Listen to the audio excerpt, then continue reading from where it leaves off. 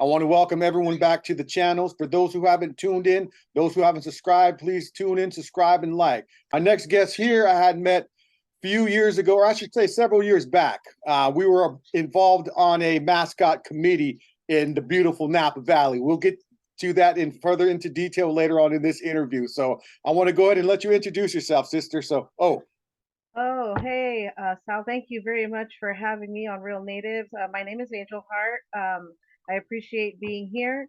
My people are the Quechua people from the Puna West region of Argentina and the Andes Mountains. I am an urban native. I have lost any ties with my people, so I'm always looking for any First Nations people that I can have conversations with and learn more from and share information with. So I thank you for this opportunity, Sal.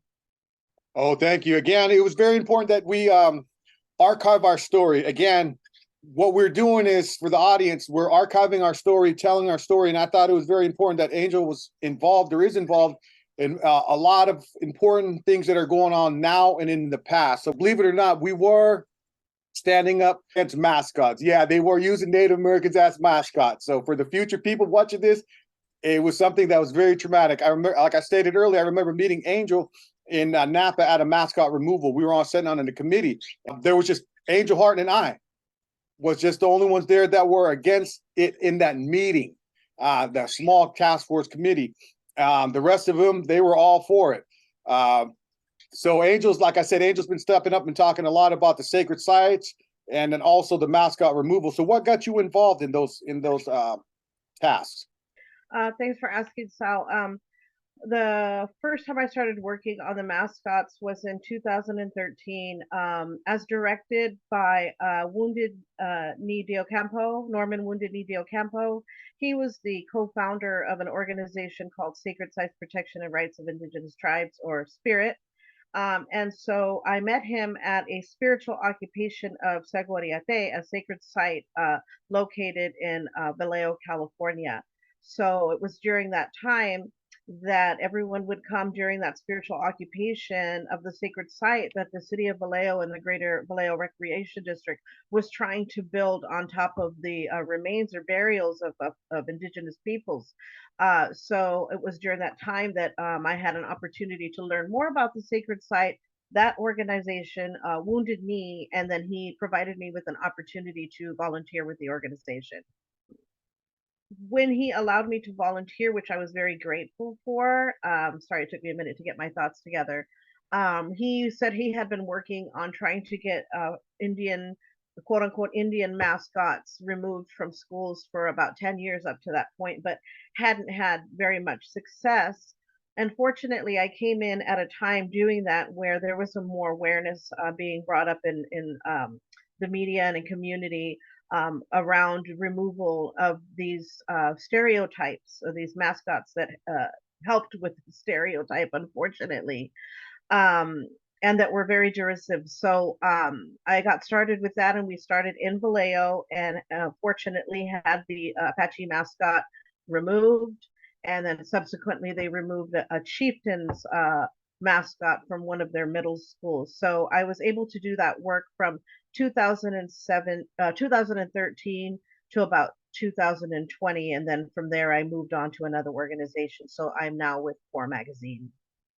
Thank you, Angel. I don't Yes. want to go back into the past, but what would you say was the most hostile environment for a mascot removal, if you don't mind sharing, that you had experience through those process of those mascot removals? Yes. Well, they were all pretty hostile. People were very upset.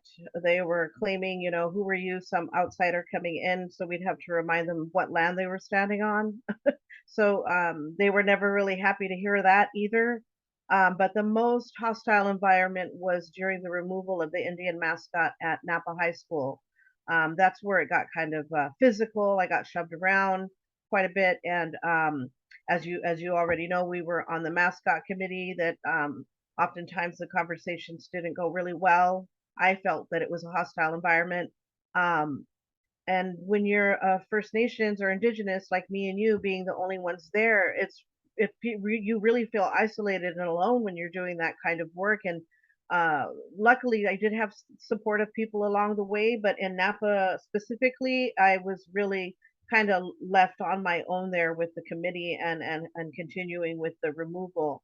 But once it did get to a state where they announced that they were removing the mascot, of course, then a lot of people come out and they're there to support you, and I'm very grateful for that. But yeah, that was the most hostile place, Sal, as you probably already know. Something that I just would never forget. It was like just a handful of us, and they're all the whole alumni, Napa alumni. They came hard and Yeah, they did. standing up for their, I guess, their mascot. And the thing that blew my mind, really, that still I don't understand to this day, not trying to go backwards, was just how they were saying that's their honor, that's their pride, and that's their heritage about an Indian head. I was like, whoa. And you mentioned that you had grown up in Vallejo. What was it like growing up in Solano County or in Vallejo? One of the roughest areas for people that don't know, Vallejo is pretty rough. What was it like growing up there as an indigenous woman? Yeah, I'd really love to chat about that, but let me just go back really quick to the Napa mascot. I'm glad that you are here to help validate what we both experienced, because when I tell people about my experiences there, they don't believe me. They have a hard time believing the hostility. You know, that mascot was in place for over 100 years, so the removal of something like that did, like you said, really bring a lot of people out and from that you know grew up in Napa, and they were very hostile. So I did also face some of that same kind of racism and hostility as a child or an indigenous person growing up in an urban area where there wasn't that many people that looked like me. Growing up in Vallejo was a little bit better than maybe some other areas, I think, because there was some other groups of people represented, whether they were Asian, African American, or the like. But yeah, faced with a lot of racism, but not just there, also from people that we would consider family. Yeah, that was really hard. That was really hard dealing with.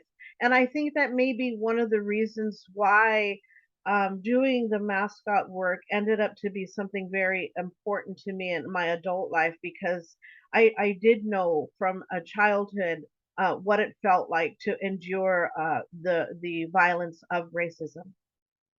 I do appreciate you coming on and telling your story and sharing it as well. Again, it's just something I will never forget. And I was going to do I wouldn't say a documentary, but a short video about it, taking all the footage that I have from the local TV channel 27. The news, Mhm. it was in the news, and it was just something worth archiving in our time of being there, being present, and being aware of it. So again, what are you doing now to being active in the community, in your community? Oh, Thanks for asking. In 2020 was around the time that I felt that it was time for me to keep it moving with providing selfless service to the First Nation or Indigenous community, because I've always looked at the work that you and I are doing as far as the mascot was concerned, and anything else that had to do with First Nations as selfless service. Like we don't get paid for doing this. We're speaking up for our people. We're speaking up for the ancestors. We're speaking up for future generations. And that's part of why it was really important to have these stereotypes removed in institutions of education. So, in continuing my work that I would consider as selfless service, I started working with an organization in Oakland called Poor Magazine.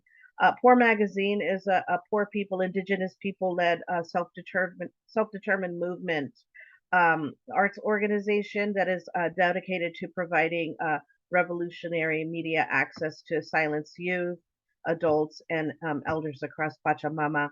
And I'm also here living at Homefulness, which is a project under Poor Magazine that's also a poor people, indigenous people led solution to houselessness. It's a sweat equity permanent co-housing and social change project for houseless and formerly houseless families and individuals. So I do live here at Homefulness, and I'm very grateful. I've been houseless more than one time in my life.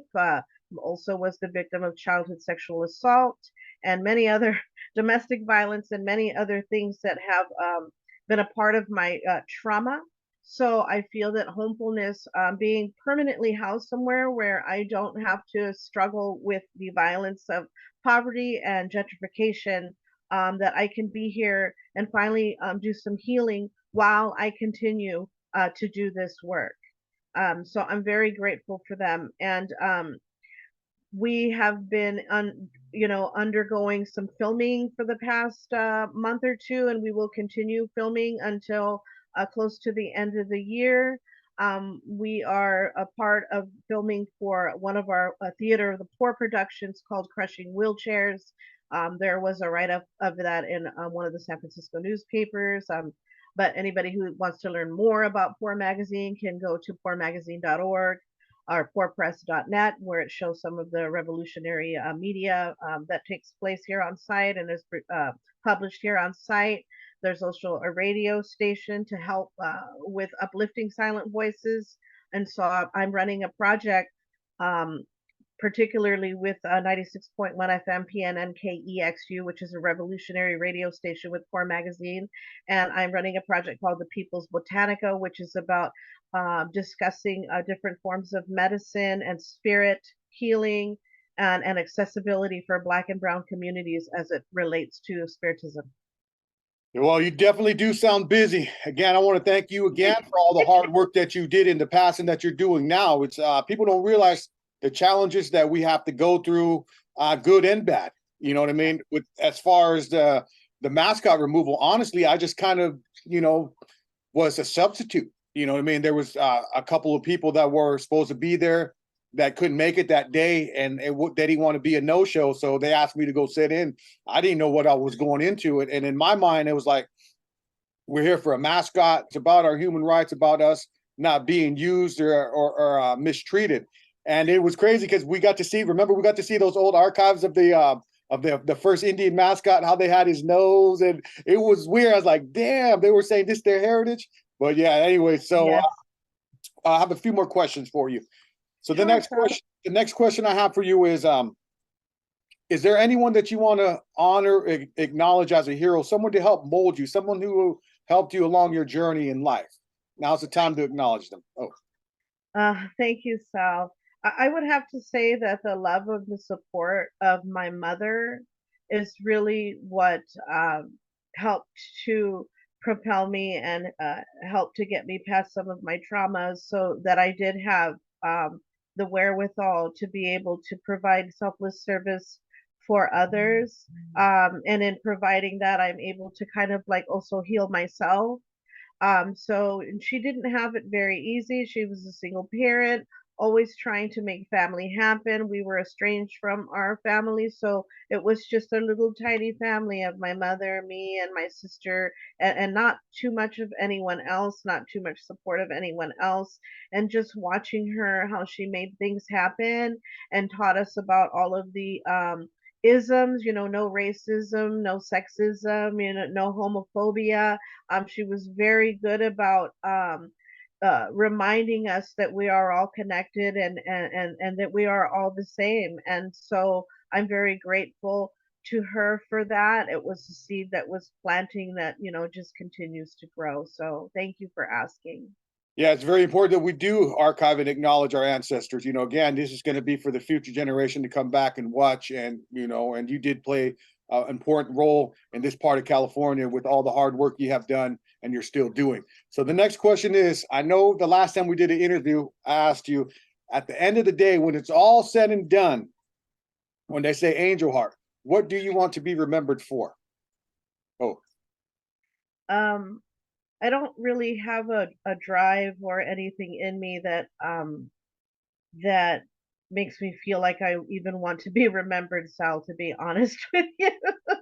um, I don't look for any kind of validation or accolades or anything like that. So I guess with that said, the only thing I can think of is that I was a good member of society, that I was a good person to the people around me, and I shared love and kindness. But most importantly, that my daughter and my grandchildren remember me, and that I love them, and that we loved each other, and potentially that, you know, I was able to share information with them that helped to propel and move them forward in their future, like my mother did for me. Thank you. I do appreciate that answer. Very, very honest. So, uh, last question I have for you. Any words of wisdom to your future generation, whether it be your great great grandkids, your great great grandkids, great great great nieces, nephews? You know what I'm trying to say. Any words of wisdom, of encouragement to them?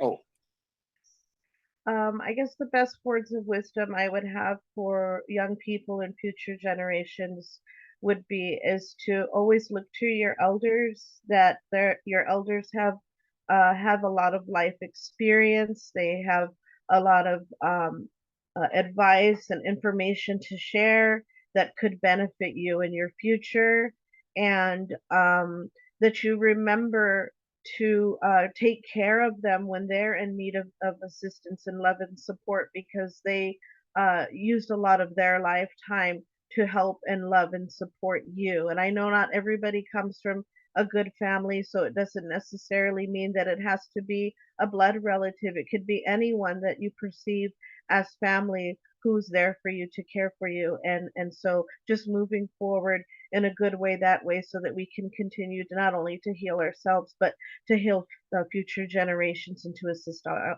elders in any way that we can. well, thank you.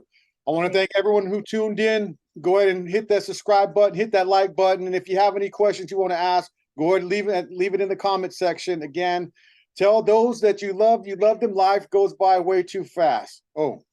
you.